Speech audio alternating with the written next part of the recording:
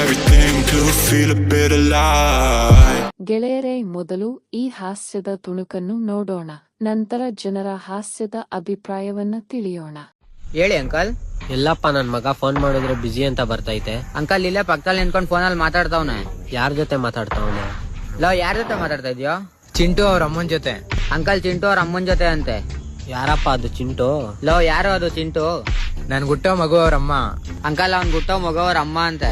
ಸರಿ, ಇದೆಲ್ಲ ಯಾರ ಹತ್ರ ಹೇಳ್ತಿದ್ಯಾ? ಚಿಂಟು ಅವ್ರ ತಾತನ್ ಜೊತೆ.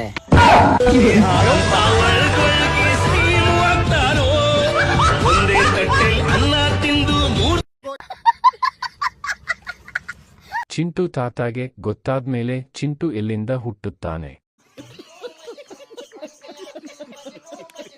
ಫ್ರೆಂಡು ಚೆನ್ನಾಗಿ ಹಾಕೊಟ್ಟ ಚಿಂಟು ತಾತನಿಗೆ.